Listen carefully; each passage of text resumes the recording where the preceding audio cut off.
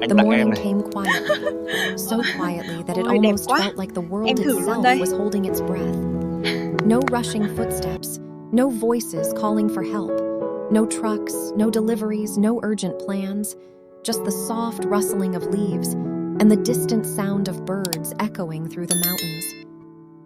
Jack woke up earlier than usual, not because he had to, but because today meant something. He sat up slowly on the wooden bed, careful not to wake Tu Tien beside him. The soft light of dawn touched her face, peaceful and unaware, her long black hair gently falling across her shoulder. For a moment, Jack didn't move. He just looked at her. And in that quiet moment, memories began to surface. Not the chaos, not the business deals, not the betrayal, but the simple things. The first time he saw her smile, the first time she held his hand, the first night they had nothing, but still chose to stay together. Jack let out a slow breath. 1 year, he whispered softly. Today was their wedding anniversary. And yet, if someone looked at their life now, no one would guess it. No decorations, no celebration plans, no luxury, just another day in a life full of responsibility. Jack glanced at the corner of the room. Stacks of documents, notes, plans for upcoming charity work, everything waiting, everything important. But today, he made a decision. Not today. Carefully, Jack stood up and walked outside. The morning air was cool, refreshing.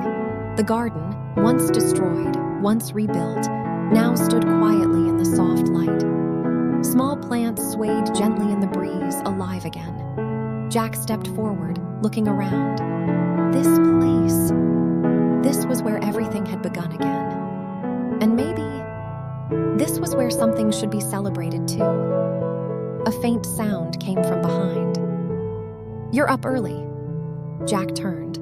Tu Tien stood at the door, rubbing her eyes slightly, her voice still soft from sleep. Jack smiled lightly. Couldn't sleep.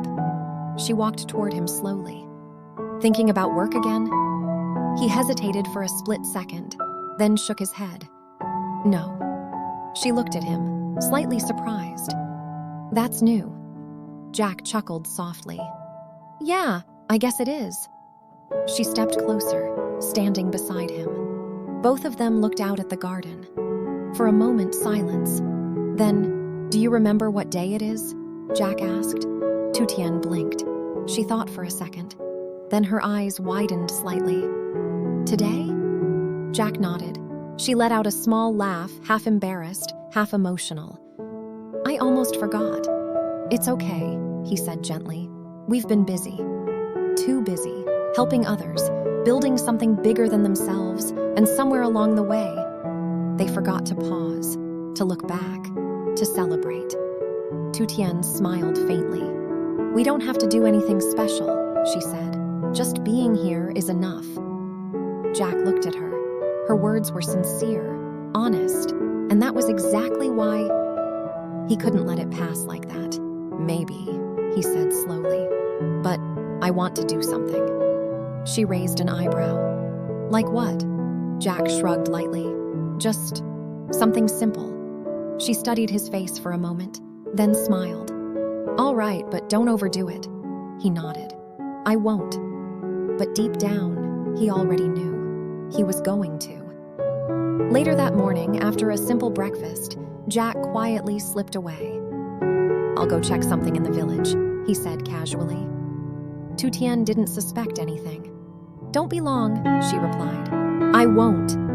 But instead of going to the village center, Jack took a different path, a narrow trail leading deeper into the hills.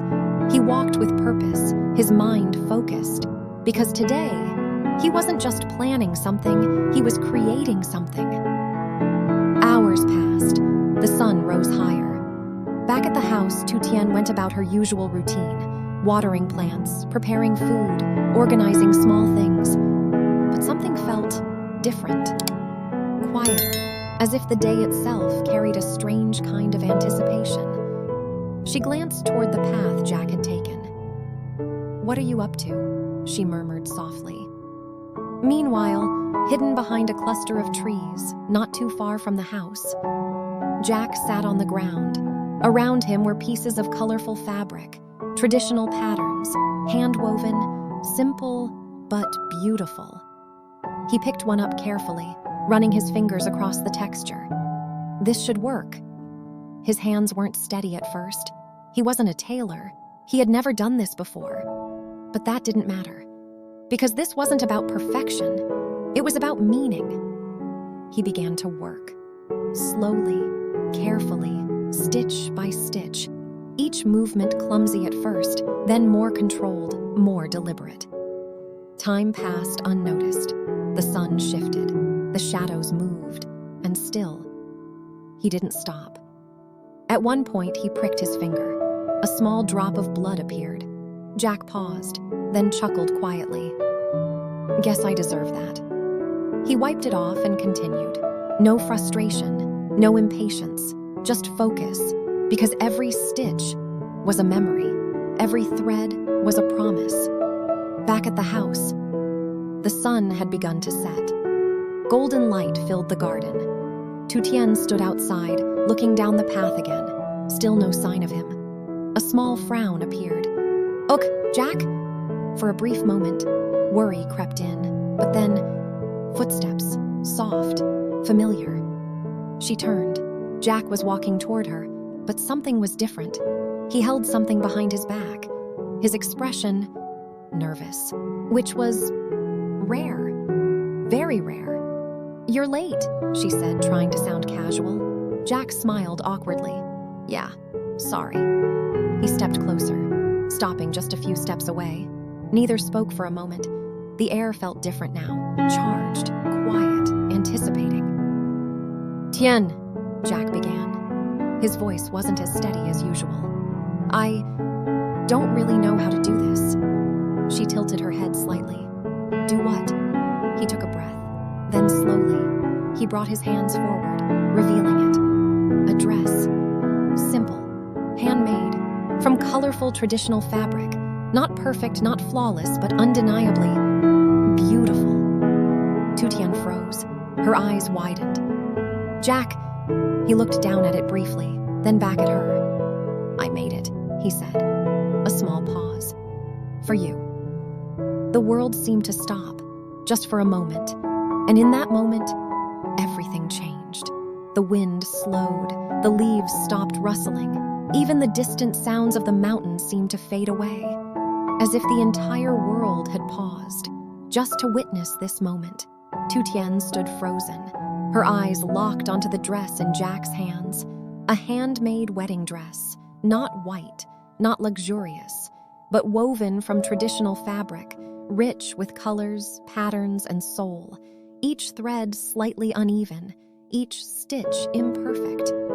Yet somehow, more beautiful than anything she had ever seen, because she knew every detail carried his effort, his time, his heart. "You made this," she whispered, her voice trembling. Jack nodded, suddenly unsure of himself.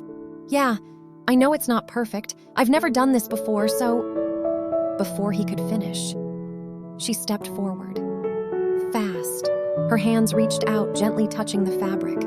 Her fingers trembled as they traced each stitch, as if she could feel the hours he had spent, the care he had hidden. "It's beautiful," she said softly.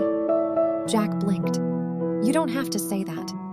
I'm not saying it to make you feel better." She looked up at him now. Tears had already begun to form in her eyes. "I'm saying it because it's true." Her voice broke slightly. "And because no one has ever done something like this for me before." Jack felt his chest tighten. He had faced pressure, fear, loss, but nothing felt like this. "I wanted to give you something," he said quietly. "Something that didn't come from money." He took a step closer. "Something that came from me." A pause. "I know we don't have much right now. No big wedding. No celebration. No luxury." His voice softened. "But I didn't want today to pass like it was just another day." Tu Tien couldn't hold it anymore. A tear rolled down her cheek, then another. "Jack." She looked at him, her eyes filled with emotion. "You've already given me everything." He shook his head gently. "No, not everything." The sunlight dipped lower, casting golden light across the garden. The world felt warmer, closer, more intimate. Jack took a deep breath, then said something he had never said before. "Not like this. Not this, honestly.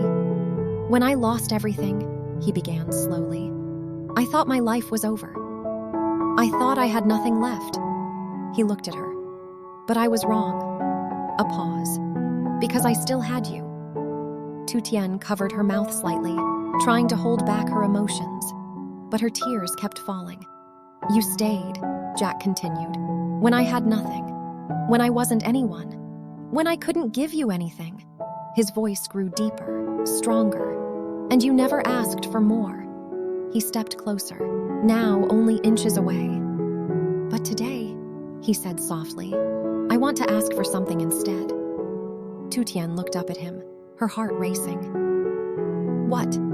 Jack slowly lowered himself, one knee touching the ground. Everything stopped. Her eyes widened. "Jack, what are you doing?" He looked up at her. No hesitation, no doubt. "I know we're already married," he said, a faint smile appearing. "But I want to do this again." A pause.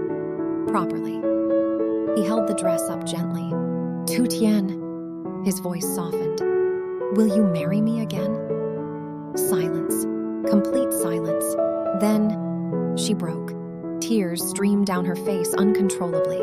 She shook her head, laughing and crying at the same time. "You idiot!" Her voice trembled. "You're already my husband." Jack smiled slightly. "I know, but I want to choose you again. Not because we have to, but because I want to." That was it. That was the moment. Tu Tien dropped to her knees in front of him. She didn't care about anything else. Not the dirt, not the world. She threw her arms around him, holding him tightly, as if she never wanted to let go. "Yes," she whispered through tears. "Yes, I will." Jack closed his eyes, holding her back, tightly. And for a moment, everything they had been through, every hardship, every loss, every sacrifice, faded away. All that remained was love. Later that evening, the sky turned deep blue. Stars began to appear. Tu Tien stood inside the small wooden house, wearing the dress. It wasn't perfect. The stitching was slightly uneven, the fabric not entirely symmetrical. But on her, it was breathtaking. She stepped outside slowly. Jack was waiting. When he saw her, he froze, completely. For a moment, he couldn't speak, couldn't move. "You look," he began, then stopped, because words weren't enough. Tu Tien smiled through her remaining tears. "How do I look?" Jack shook his head slowly. "Me, like the most beautiful bride in the world." She laughed softly, a real laugh, free, light. There were no guests, no music, no ceremony. Just the two of them, standing in their small garden, under the stars. Jack reached out his hand. "May I?" She placed her hand in his. And together, they walked slowly across the garden. No vows, no speeches, just presence, just love. And yet, it felt more real than anything they had ever experienced. As they stopped beneath a small tree, Jack leaned forward and gently kissed her. Soft, warm, endless, the mountains stood silent around them. The stars watched from above. And somewhere in that quiet moment, they found something they had never truly had before. Peace, but far away, beyond the mountains. Inside a dark room lit only by screens, the same man watched silently. Footage played, images of the village, of Jack, of everything he had built. The man leaned back, a slow smile forming. "Emotional," he murmured. But emotions, his eyes darkened slightly, are the easiest thing to break. He tapped the screen once. A new file opened, marked Phase 2. Back in the mountains, Jack and Tu Tien stood close together, unaware. The wind moved gently through the trees, carrying both love and something coming. Hello mọi người, hôm nay mình sẽ trình bày câu chuyện về Toàn, một người đàn ông sống với những ký ức đã mất. Khi anh dần dần xây dựng cuộc sống của mình thông qua những công việc thường nhật giản dị và sự chăm sóc thầm lặng của những người xung quanh. Dưới mắt theo dõi của một bà lão, Toàn đã bắt đầu thấy vững vàng trở lại. Dù câu hỏi về quá khứ vẫn tiếp tục làm anh trăn trở. Trung tâm của sự bối rối ấy là Tử Diễm, một cô gái trẻ tốt bụng và tận tâm, người mà sự ấm áp gần gũi của cô khơi gợi những tia sáng le lói của những ký ức bị lãng quên. Mặc dù anh không thể nhớ mình đã yêu cô ấy như thế nào, nhưng sự hiện diện của cô mang lại cho sự an ủi, hy vọng và khát khao lớn lao, muốn tìm lại cho con người mình trước đây. Qua công việc chung, những cuộc trò chuyện nhẹ nhàng, những khoảnh khắc bình dị tràn đầy ấm áp, Toàn nhận ra rằng sự chữa lành không phải là lúc nào cũng đến từ việc nhớ lại mọi thứ cùng một lúc, mà đến từ việc sống và yêu thương, tin tưởng những người luôn ở bên cạnh anh khi anh thấy lạc lõng nhất.